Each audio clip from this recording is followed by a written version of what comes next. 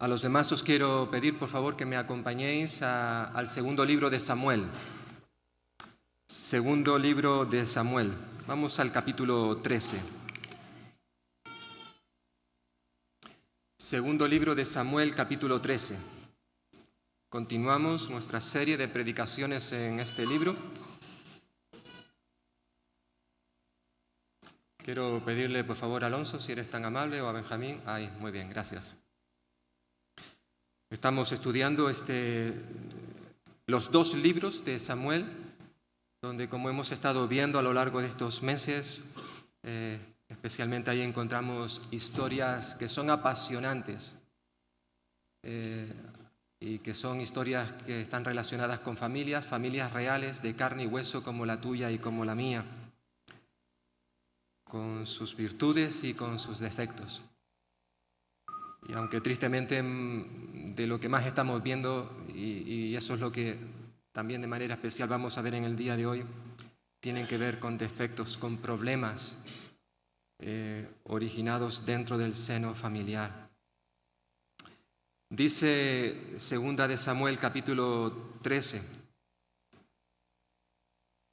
que aconteció después de esto, que teniendo Absalón, hijo de David, una hermana hermosa que se llamaba Tamar, se enamoró de ella, Amnón, hijo de David. Y estaba Amnón angustiado hasta enfermarse por Tamar, su hermana, pues por ser ella virgen, le parecía a Amnón que sería difícil hacerle cosa alguna. Y Amnón tenía un amigo que se llamaba Jonadab, hijo de Simea, hermano de David. Y Jonadab era hombre muy astuto. Y éste le dijo: Hijo del rey, ¿por qué de día en día vas enflaqueciendo así? ¿No me lo descubrirás a mí? Y Amnón le respondió: Yo amo a Tamar, la hermana de Absalón, mi hermano. Y Jonadab le dijo: Acuéstate en tu cama y finge que estás enfermo.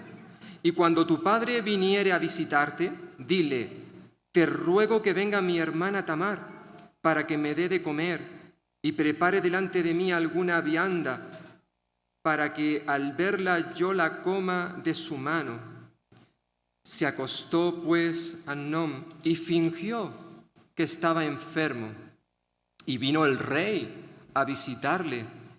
Y dijo Amnón al rey: Yo te ruego que venga mi hermana Tamar y haga delante de mí 2 hojuelas para que coma yo de su mano.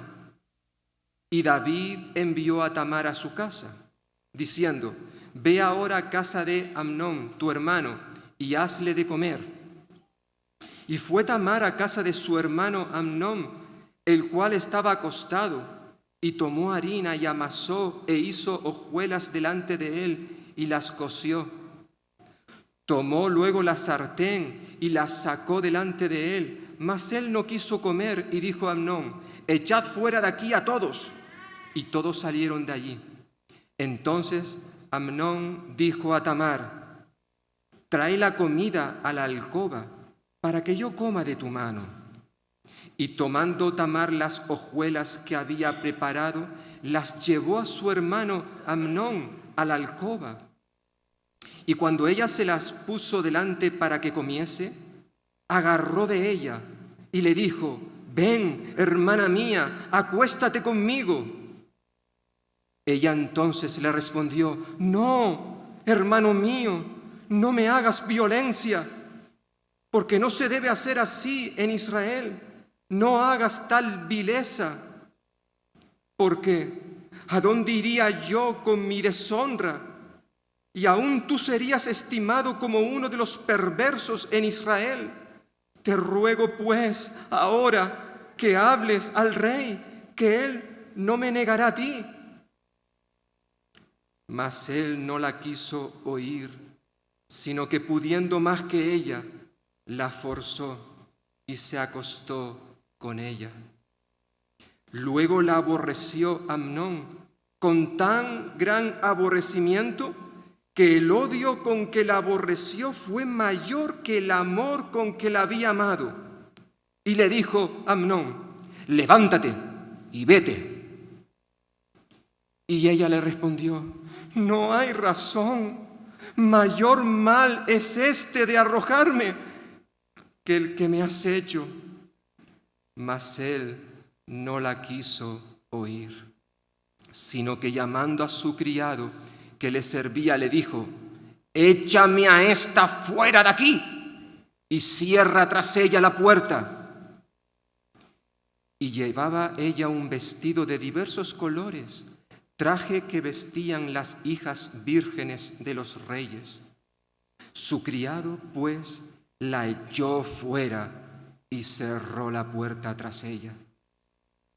Entonces Tamar tomó ceniza y la esparció sobre su cabeza, y rasgó la ropa de colores de que estaba vestida, y puesta su mano sobre su cabeza, se fue gritando. Y le dijo a su hermano Absalón: ¿Ha estado contigo tu hermano Amnón? Pues calla ahora, hermana mía, tu hermano es, y no se angustie tu corazón por esto. Y se quedó Tamar desconsolada en casa de Absalón su hermano. Y luego que el rey David oyó todo esto, se enojó mucho. Mas Absalón no habló con Amnón, ni malo ni bueno, aunque Absalón aborrecía a Amnón, porque había forzado a Tamar, su hermana. Bueno, el relato continúa, ¿de acuerdo? Y yo quiero invitarte a que en casa puedas terminar de leer el resto del capítulo, porque en cierta forma lo vamos a ver todo hoy, aunque nos vamos a parar más en unos textos que en otros. En todas las casas cuecen habas. Es un dicho, es un proverbio que hemos escuchado en más de una ocasión, que quizás lo hemos utilizado nosotros o alguien nos lo ha dicho. Un dicho que en cierta forma quiere decir que en todas partes, en todas las casas, existen por igual los problemas, las dificultades, las desgracias. Tú no eres el único que pueda estar pasando por problemas. Es interesante que, de hecho, la frase continúa, no se queda ahí. Dice: en todas casas cuecen habas, y en la mía a calderadas. Es decir, está señalando esta última frase que quizás en nuestro caso hay aún mayores problemas. La perfección dentro del hogar, de las familias, no existe. No existe. En cierta forma, todas las familias son disfuncionales. Todas tienen sus problemas. Esa es la realidad.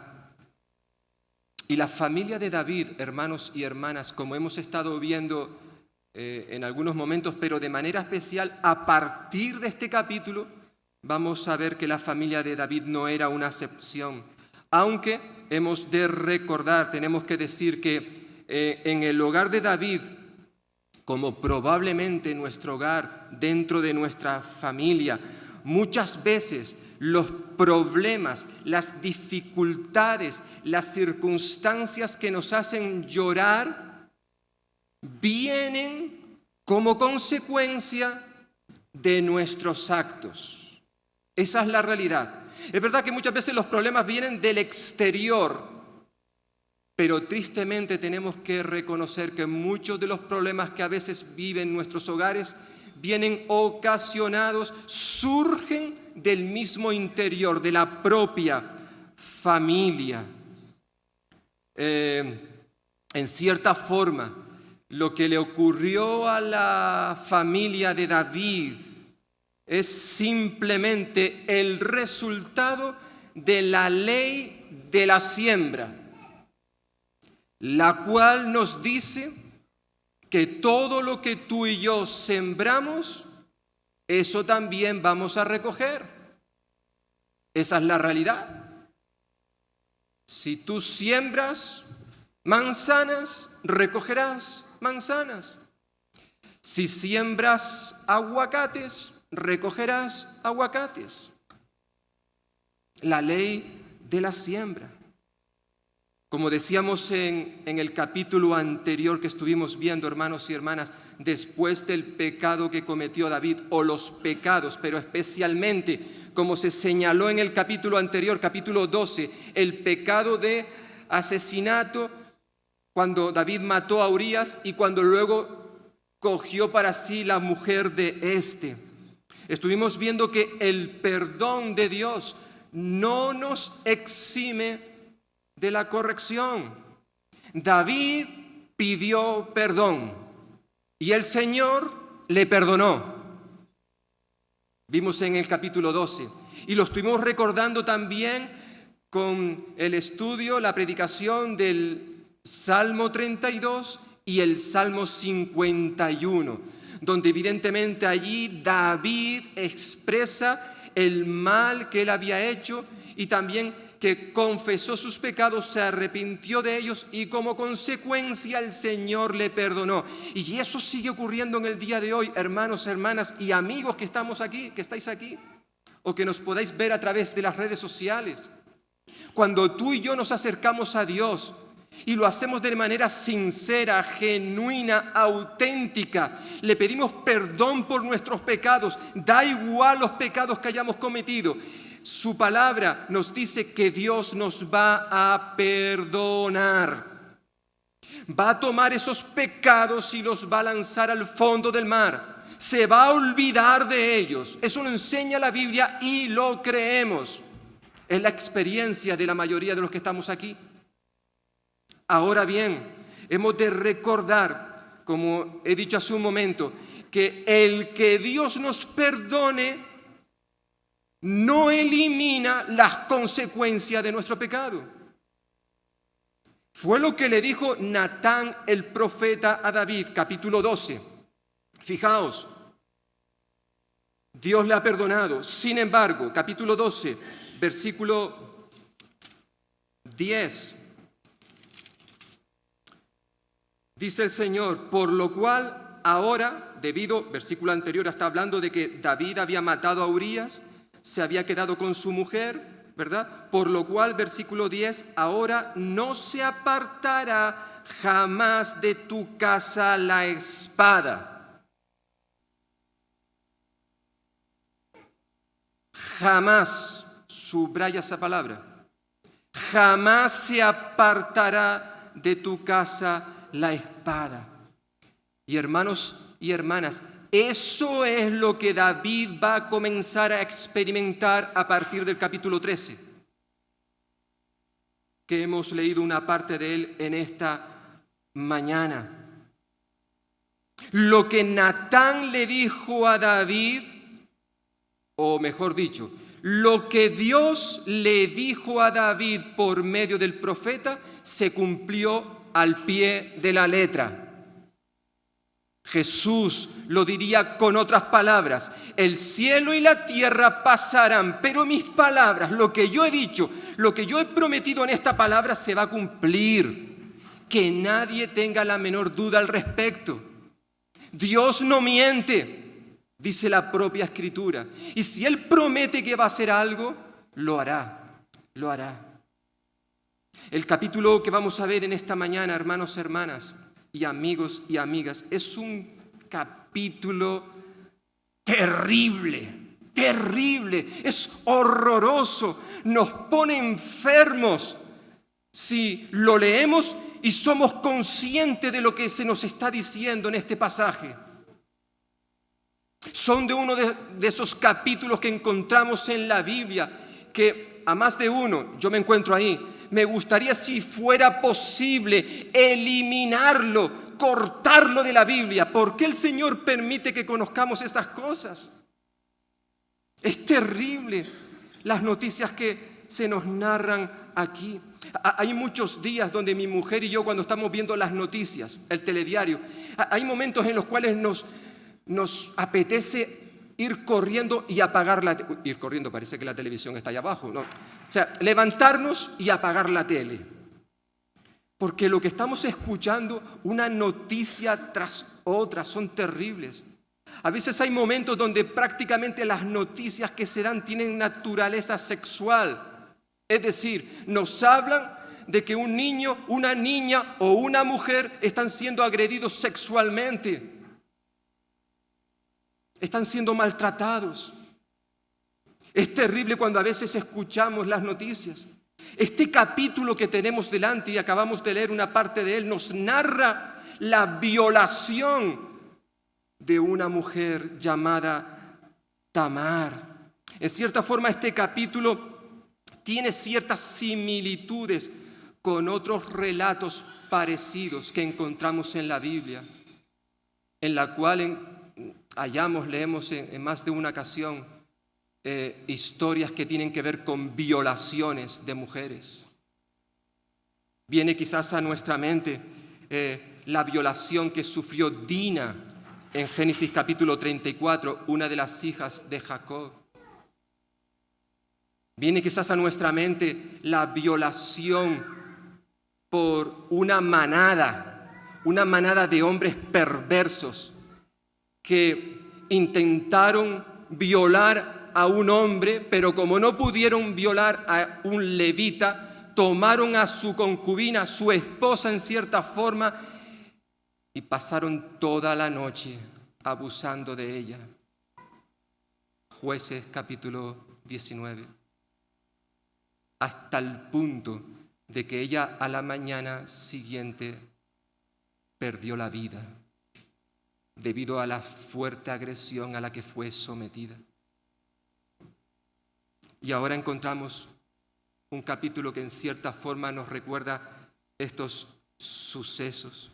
No podemos olvidar, hermanos y hermanas, cuando nos acercamos al texto bíblico, que en los tiempos antiguos la mujer, en aquel tipo de sociedad, una sociedad con una cultura patriarcal, la mujer era entendida en relación con los hombres, con un varón, ya sea su esposo, su padre, su hijo. Las mujeres en estos relatos son personajes pasivos. Se limitan simplemente a ser un recipiente del prejuicio, la violencia, el crimen. La mujer no tenía opinión propia, no tenía sentimientos, no tenía derecho como mujer, no tenía dignidad, no tenía ningún valor. La mujer no existía, era meramente un objeto. El relato que acabamos de leer, ya en el versículo 1 nos presentan a 4 de los 5 personajes principales que vamos a estar viendo en esta mañana. En el versículo 1 se nos habla de Absalón, de David, de Tamar y de Amnón. Hay un quinto personaje que aparece en el versículo 3, que también es miembro de la familia, Jonadab, primo hermano de Amnón, sobrino de David, según vemos en el texto. Aunque es cierto que el autor de este relato pone su foco de atención de manera especial en Absalón. ¿Por qué? Porque en cierta forma él va a protagonizar no solamente este capítulo, sino los próximos capítulos hasta el 18, debido a esa problemática en cuanto a la sucesión del trono. David en cierta forma está en la recta final de su reinado y ya se está planteando, ya se están pensando unos y otros quién va a suceder a David, aunque ya el Señor tenía planes para el próximo rey. Y me gustaría en esta mañana, hermanos y hermanas, en cierta forma, coger a estos 5 personajes y utilizar una palabra que les describa a cada uno de ellos. En primer lugar, me gustaría hablar de Amnón, que si hay una palabra que podría describirlo, esa palabra sería la inmoralidad. Es evidente por lo que vemos en el relato que Amnón era una persona que llevaba una vida de desenfreno, descontrol, una persona que le gustaba dar riendas sueltas a sus deseos, a sus apetitos sexuales. Este Amnón era el primer hijo de David, era su primogénito y era hermano también de Absalón y Tamar, que son mencionados en este pasaje.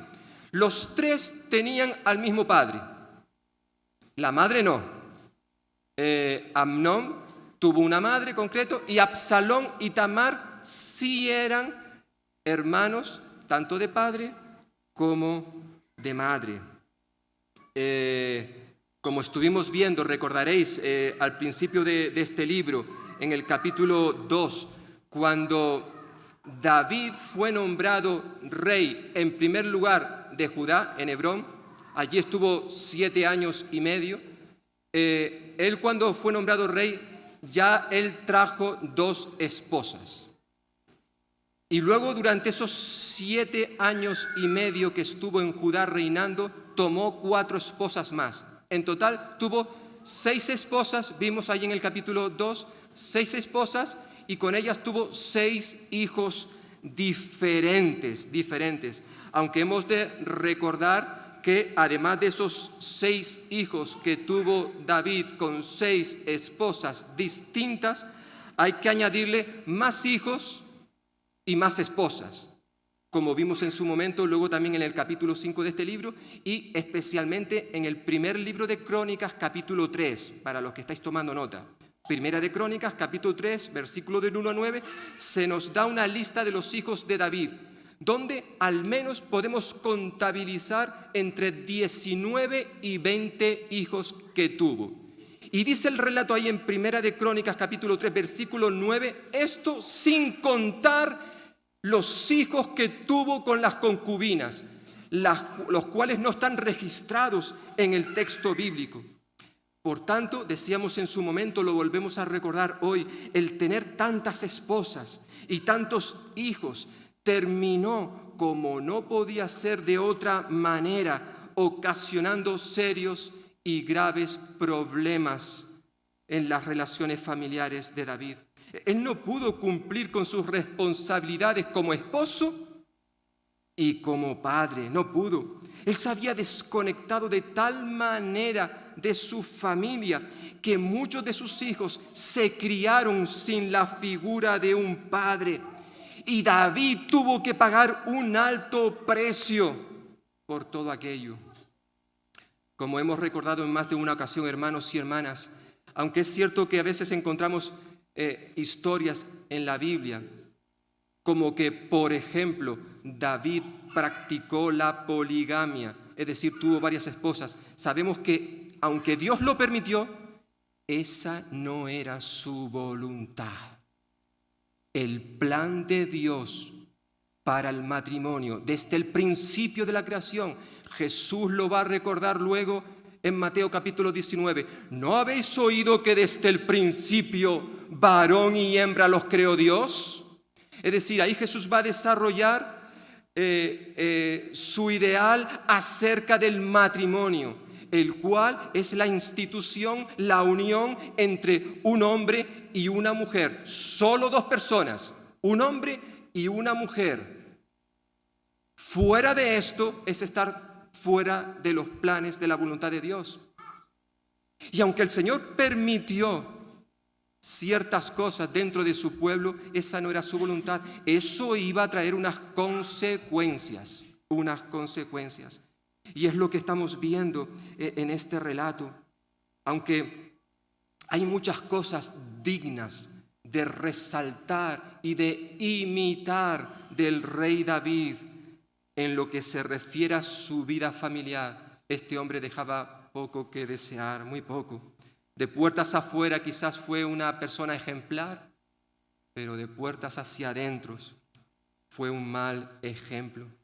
Por tanto, los sucesos que vamos a estar viendo en este capítulo, como en los siguientes capítulos, hermanos y hermanas, vendrán en la vida de David no solamente por lo que sucedió con Betsabé y con Urías, que vimos en los capítulos anteriores, no, sino más bien todo lo que David va a vivir en los próximos años hasta su muerte. Vino como resultado de todo lo que él había estado sembrando a lo largo de su vida. Porque lo que sembramos, eso es lo que recogemos. Y esto es lo que vemos en estos relatos que tenemos delante. Eso sí, sería bueno recordar, antes de continuar, que aunque la conducta de David no fue ejemplar para sus hijos, es cierto, estos, los hijos de David, fueron responsables de sus propios actos. Aquí no valía el comentario de decir, bueno, es que yo soy así por culpa de mi padre. Lo que mi padre hizo es lo que yo estoy haciendo, que en cierta forma esto fue lo que ocurrió con muchos de los hijos de David. No, perdone usted. Amnón o Absalón, ustedes dos son responsables de lo que han hecho. No le echen la culpa a David. ¿Qué fue lo que hizo David? Vimos en el capítulo anterior. Cuando él fue confrontado con su pecado, él no excusó sus maldades, no intentó taparlas, sino que confesó, diciendo, yo soy quien ha pecado. Todo lo que ha ocurrido es por mi culpa. Eso es lo que tenía que haber hecho sus hijos cuando ellos también cometieron sus pecados, pero no vemos que eso hubiese sucedido. Amnón era un hombre que no tenía moral. Su vida giraba en torno a la lujuria, la lascivia, lo que le llevó un día a poner sus ojos en su hermana Tamar. Una hermanita que ya no era pequeña, ya había crecido, se había convertido, versículo 1, en una mujer hermosa. Y Amnón llegó a estar tan obsesionado con su hermana que llegó a angustiarse hasta el punto en que se enfermó. Versículo 2, se enfermó. No podía soportar no estar con su hermana. Aunque el texto, hermanos y hermanas, nos diga, versículo 1, que él se enamoró de ella, sería bueno recordar que realmente Amnón no la amaba, sino más bien la deseaba sexualmente hablando. La veía como un mero objeto que quería utilizar para satisfacer sus necesidades. Este relato no habla de una historia de amor, no, es una historia de pasión desordenada, descontrolada, de un hermano hacia su propia hermana. Hemos de tener en cuenta, hermanos y hermanas, que en aquella cultura las esposas del rey vivían en casas individuales, cada una en su casa con sus hijos. Además, hemos también de recordar que según la costumbre de aquel entonces, las princesas vírgenes, las hijas del rey que todavía no estaban casadas, como en el caso de Tamar, vivían celosamente custodiadas en una zona especial del palacio, exclusivamente destinada para estas mujeres. Una zona en la cual no podía entrar ningún hombre excepto el padre, como en este caso David. Él sí podía entrar.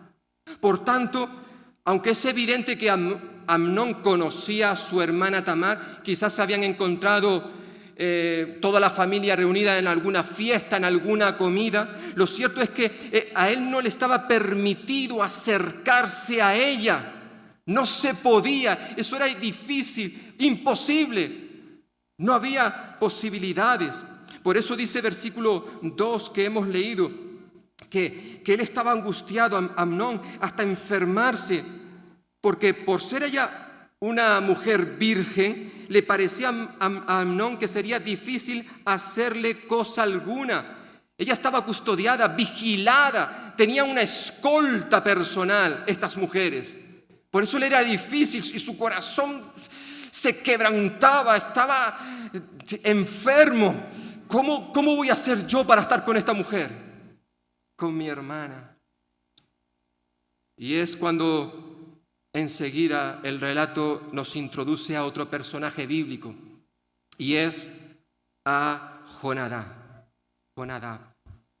que nos dice el texto que era un amigo de Amnón, pero recordemos, no solamente era amigo, era primo hermano, al menos por parte de padre, primo hermano.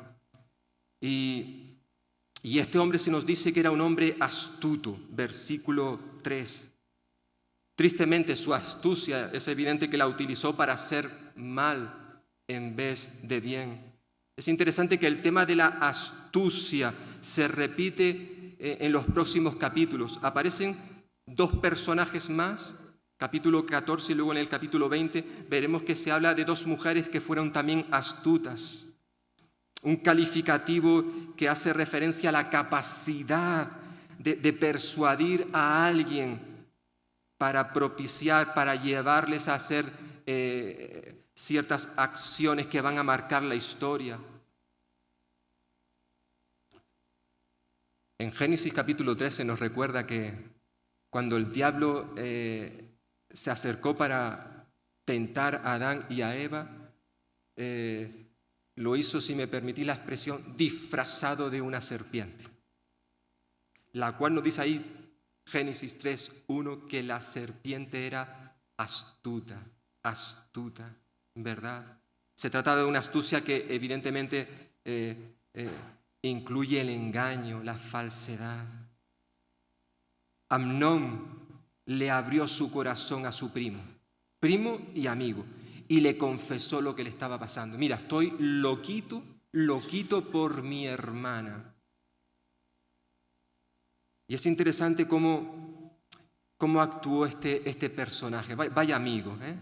Bueno, lo de amigo lo vamos a poner entre comillas, ¿eh?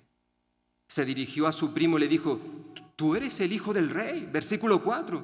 En cierta forma, con esta expresión, su primo le está diciendo a Amnón que él está en una posición de poder, en una posición donde se le permite tomar ciertas licencias, de conseguir lo que le plazca. En cierta forma le está diciendo: mira, si tú eres el hijo del rey, si a ti te place acostarte con tu hermana Tamar, hazlo, usa tu poder. Entonces vemos cómo le ayudó a diseñar un plan que le permitiese acostarse con su hermana. Y el plan básicamente consistía, versículo 3 al 5, consistía en hacer salir a Tamar de su zona de seguridad y llevarla a un terreno donde se encontrase indefensa, desprotegida, y poder así consumar, dar riendas sueltas a su pasión incestuosa, que fue lo que ocurrió, versículos 7 al 17. Y tristemente, hermanos y hermanas, este plan dio resultado, sucedió tal como ellos habían planificado. ¿Era realmente Jonadab un verdadero amigo? Es evidente que no. Si hubiese sido su amigo, lo hubiese confrontado, le hubiese dicho: oye, ¿qué me estás diciendo? ¿Que tú quieres? No, de eso nada, es tu hermana, tú no puedes hacer eso. Además, la ley que Dios había dado a su pueblo prohibía los matrimonios entre hermanos, eso estaba prohibido. Si Jonadab hubiese sido, además de un familiar, un primo como era, además un amigo, tenía que haberle confrontado, aconsejado que cambiara de chip, que se quitara eso de la cabeza. Qué triste cuando aquellos que se llaman nuestros amigos, cuando nos ven que estamos desviándonos de los caminos del Señor, qué triste es que no nos amonesten, que no nos confronten. A veces eso sucede en la iglesia, hermanos y hermanas. Yo no sé cuántos amigos tienes tú. Hay algunos que dicen: yo tengo muchos amigos. Bueno, si Tú tienes muchos amigos, eso quiere decir que tienes muchos consejeros, muchas personas que te van a ayudar, hablando de amigos cristianos, muchas personas que te van a ayudar a no salirte del camino. Pero a veces eso no es lo que sucede. Nuestros amigos se callan. Y en nosotros hay pecado, hay comportamientos, actitudes que no son correctas, y aquellos que yo considero amigos no me dicen nada, no me confrontan, y eso es un serio problema. He dicho en más de una ocasión una frase de un hermano nuestro que ya está con el Señor, don José María Martínez, en el cual en uno de sus libros él dice que hay amigos cristianos cuya amistad no es cristiana. No es cristiana. Si tus amigos cristianos no te ayudan a madurar, a crecer en los caminos del Señor, entonces ellos están diciendo que esa amistad no es cristiana. Tienes un serio problema. Evidentemente Jonadab no era amigo de Amnón. Pero no solamente vemos a estos dos personajes, sino después de tantas cosas tristes que estamos viendo, qué bueno que podamos hacer un pequeño parón y hablar de algo que caracterizaba a esta joven llamada Tamar, y es su integridad. Hemos leído versículos de manera especial del 12 al 19. Cuando Amnón, su hermano, le revela la verdadera razón por la cual había sido invitada a su casa, Tamar reacciona de una manera admirable. Ella era una mujer íntegra, una mujer de honor. Ella mostró firmeza contra su hermano, lo recriminó, al menos con varios argumentos. Vemos ahí a partir del versículo 12. En primer lugar, le recuerda que ellos eran hermanos. Versículo 12. No, hermano mío, no. Cuando Tamar fue a su habitación, lo hizo con la completa convicción de que ella estaba en buenas manos. Estaba en buenas manos. No tenía por qué tener temor. Además, cuando había sido su padre David quien le había dicho, ve a ayudar a tu hermano Amnón que está enfermo. Ella no tenía por qué tener temor, miedo hacia su hermano, el cual, como he dicho, estaba enfermo. Por eso ella le confronta diciendo, si tú eres mi hermano. Estaba leyendo, según datos de la ONG traducida en español, Salvar a los Niños. Según esta organización, en 8 de cada 10 casos de abusos sexuales contra la infancia, el agresor es una persona del entorno familiar o conocida por el niño o la niña. De cada 10 agresiones sexuales, 8 de los agresores que cometieron esa agresión eran personas que pertenecían al entorno familiar. Puede ser un padre, puede ser un hermano, un tío, un abuelo que se aprovecha de su hija, su sobrina, de su nieta para abusar de ella. Eso es lo que está ocurriendo en nuestro país.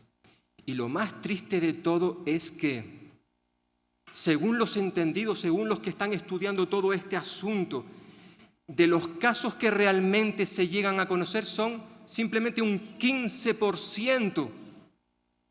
Un 15%. Es decir, la mayor parte de esos abusos se desconocen, no son denunciados. Terrible, terrible. Tamar le dice a su hermano, oye, no lleves a cabo esos planes, que soy tu hermana. Además le dice que, en cierta forma, versículo 12, cuando le dice, no me esfuerces, Tamar le está diciendo, mira, yo voy a hacer todo lo posible para presentar resistencia, no me esfuerces. Con esta expresión Tamar le está diciendo que ella va a luchar con uñas y dientes para que no le ponga la mano encima. Si va a tener que violarla, va a tener que ser por la fuerza. No me esfuerces. ¿Qué fue lo que luego ocurrió cuando llegamos al versículo 14? Fue lo que ocurrió. Además, como un tercer argumento, le dice Tamar que ellos son israelitas, pertenecen al pueblo de Dios. Sigue diciendo, versículo 12, no me hagas violencia, no me esfuerces. ¿Por qué? Porque no se debe hacer así en Israel. Nuestros vecinos, otros pueblos, otras naciones, quizás tengan esas prácticas, pero nosotros no. Nosotros no nos comportamos como aquellos que no conocen a Dios. Actuamos de forma diferente, querido hermano. Somos el pueblo de Israel. No cometas tal infamia o vileza, dice otras versiones.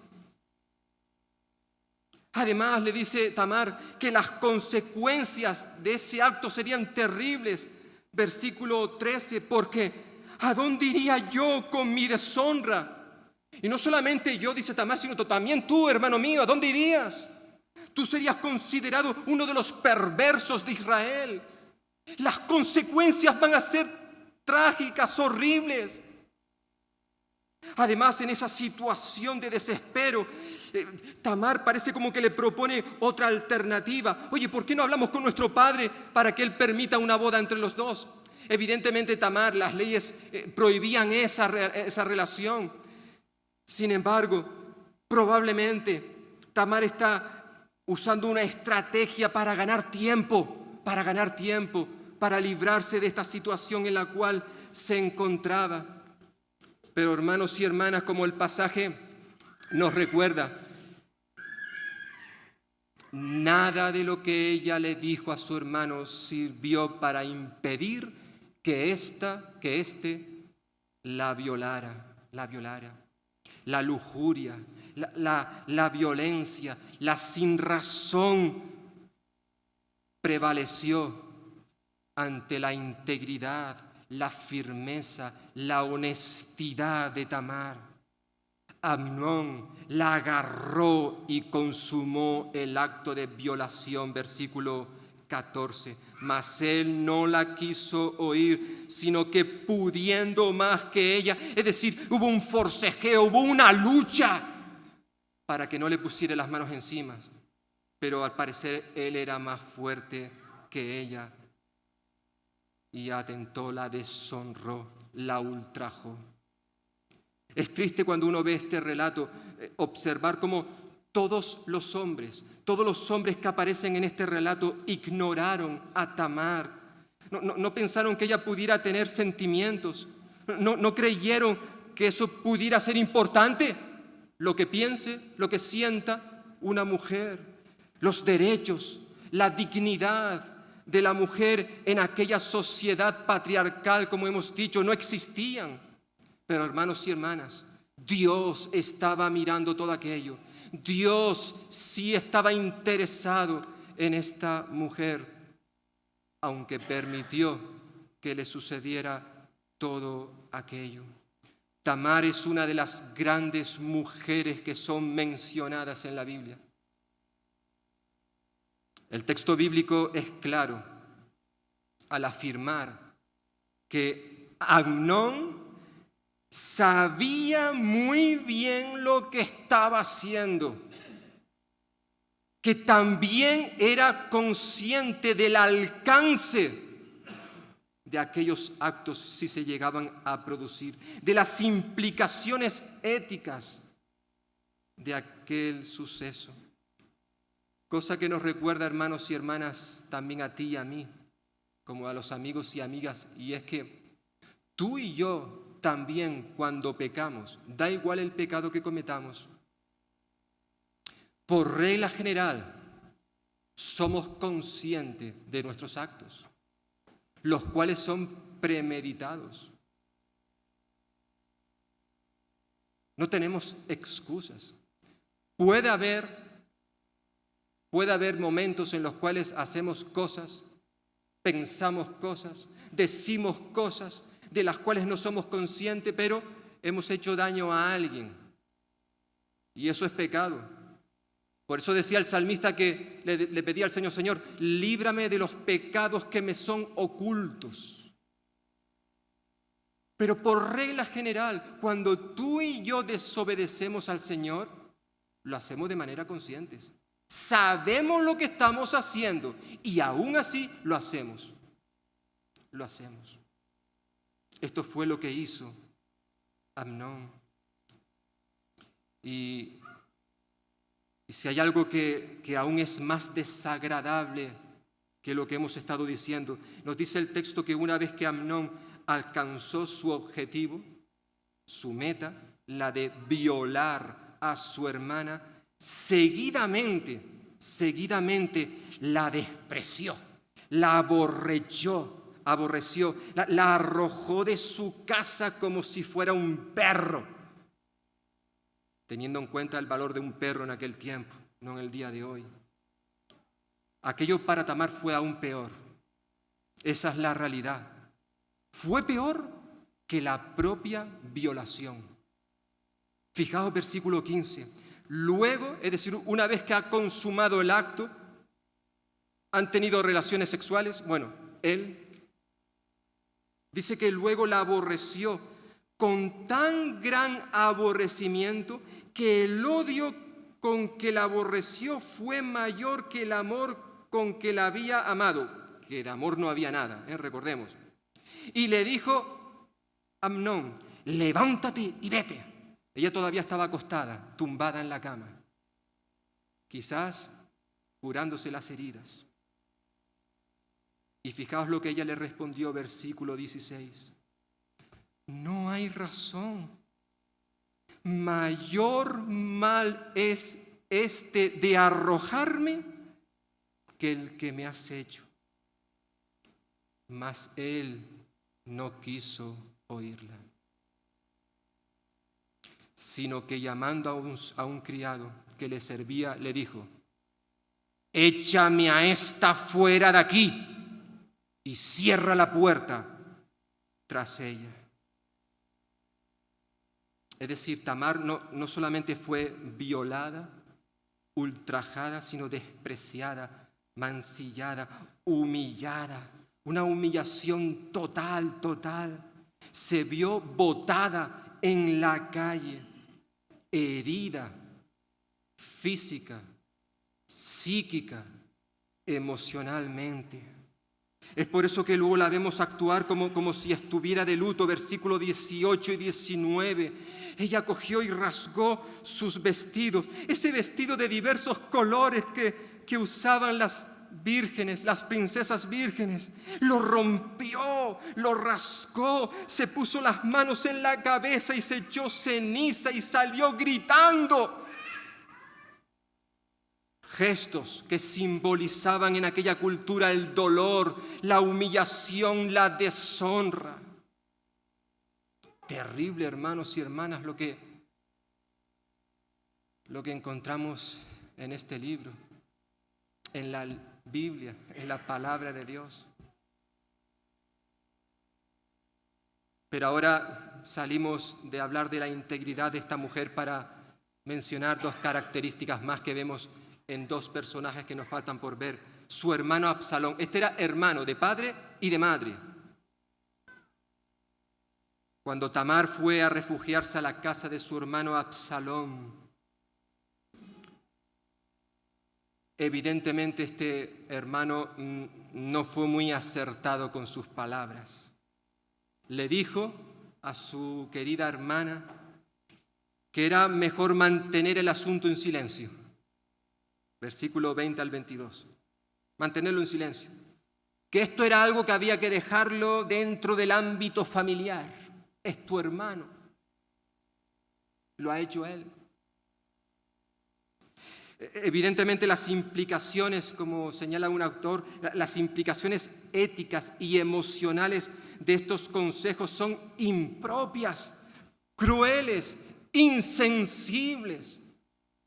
Ese fue Absalón, un hombre insensible ante la crisis de la pérdida tan grande que había sufrido Tamar. Las palabras de su hermano Absalón parecen desafortunadas, encubridoras.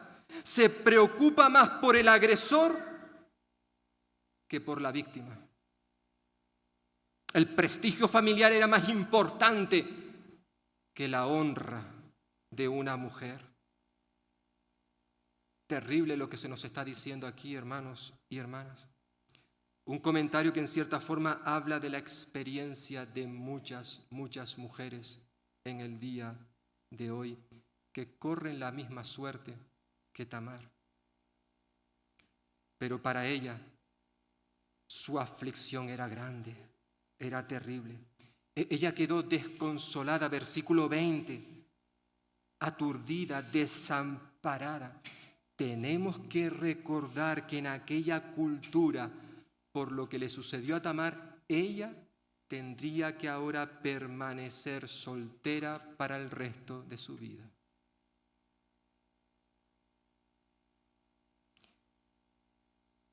Es interesante cuando leemos este pasaje, sí, pero a la luz del contexto de toda la Escritura, como en el otro lado de la balanza encontramos a un Dios de amor.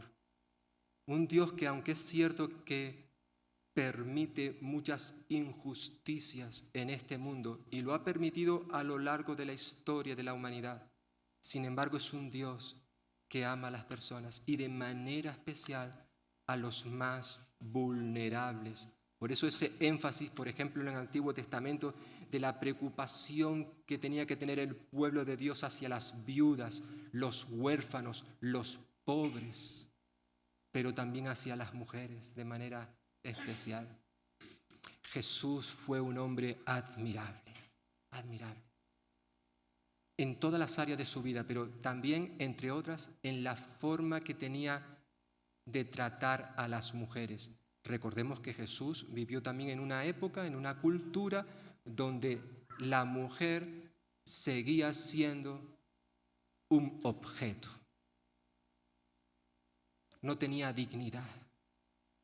Pero ¿cómo vemos a Jesús tratando a aquella mujer a la cual le pidió agua, a la samaritana?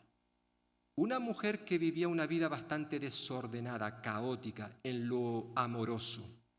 Había tenido 5 maridos. Ahora estaba con otro hombre que no era su marido. Ella era lo que daba pie a mucha gente en el pueblo para hablar mal de ella. Sin embargo, con qué ternura la trató Jesús. De igual manera a aquella otra mujer que en el pueblo se la conocía como una mujer pecadora, la cual se acerca a Jesús en una ocasión donde Él está sentado en una mesa con mucha más gente, y aquella mujer se acerca a sus pies y los toca. Eso no se podía hacer. Y llora sobre los pies de Jesús y le enjuaga, les limpia aquellos hermosos pies. Los religiosos decían, pero si este hombre fuera quien dice que es, sabría que esta mujer es pecadora. Pero ¿cómo la trató Jesús? ¿Cómo la recibió? ¿Y qué podemos decir de aquella otra mujer que fue sorprendida en adulterio y según la ley tenía que morir?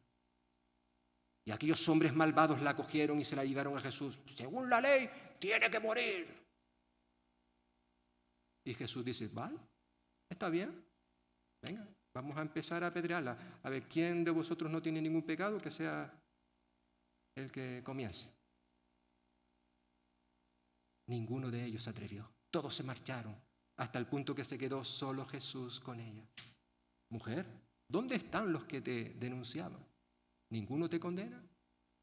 No, ninguno, ya con la cabecita callada. Yo tampoco te condeno. Vete a tu casa. Eso sí, no peques más, ¿eh? Lo que tú has hecho está mal.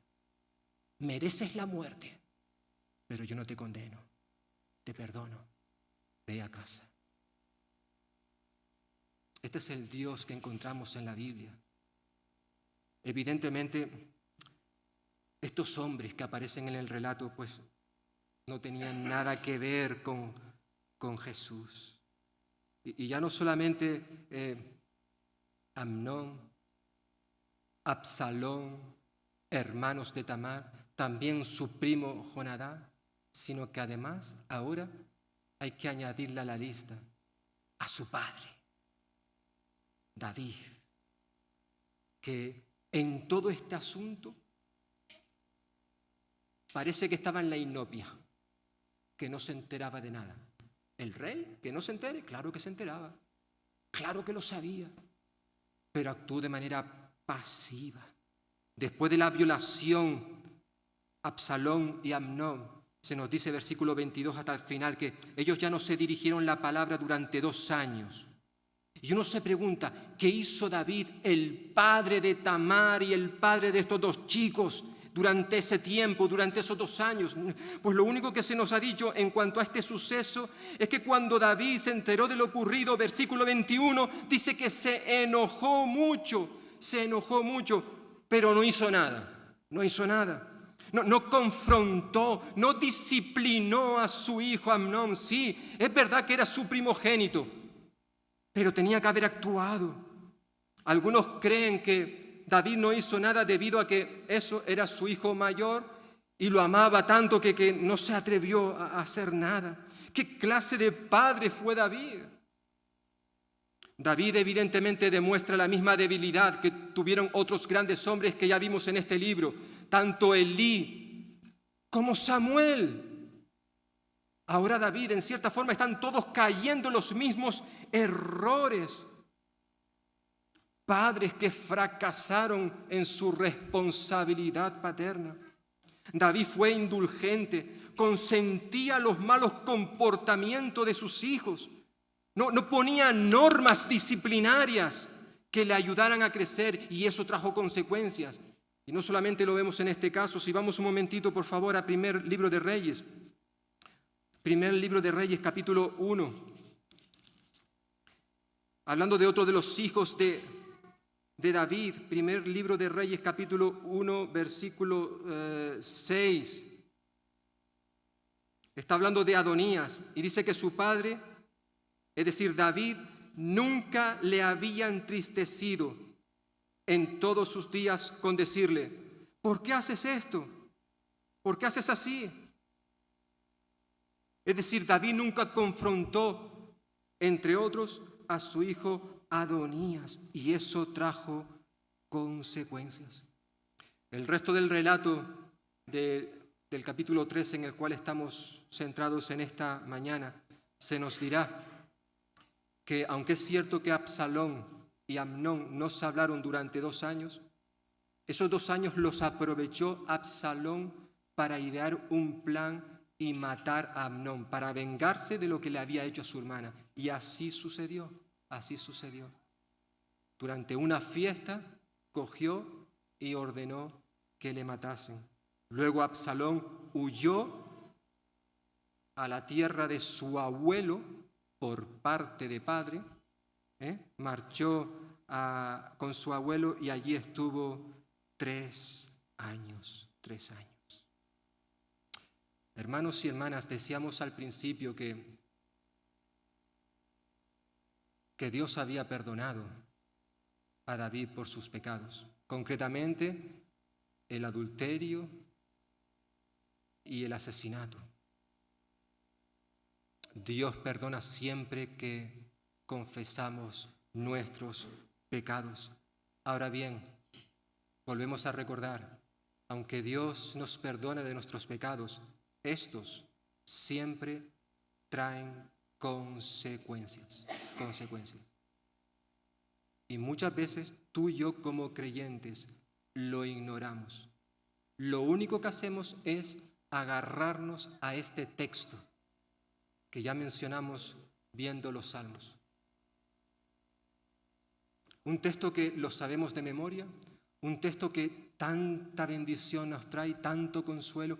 El saber que cuando confesamos nuestros pecados, Dios es fiel y justo para perdonarnos y limpiarnos de toda maldad. Da igual lo que hayamos hecho. Pero ese versículo, hermano, tiene serios peligros. Y es el de llevarnos a, bueno, como yo sé que Dios me va a perdonar mis pecados, da igual lo que haga, pues yo peco, que luego ya iré a pedirle perdón. Y nos tomamos ciertas licencias. Hacemos cosas que tú y yo sabemos que están mal, lo sabemos, pero descansamos en 1 de Juan 1:9. Pero es que después de ese texto viene el capítulo 2 de Juan, el cual comienza diciendo el apóstol: hijitos míos, no pequéis, no pequéis. Ese es el mandato de Dios para sus hijos. Tú y yo no tenemos licencias para hacer las cosas que a Dios le desagradan. Tú y yo no podemos pecar, porque el pecado ha muerto. Si hemos muerto con Cristo, hemos muerto al pecado, estará diciendo Pablo en su carta a los Romanos, especialmente capítulo 6. El pecado no es una opción para el creyente.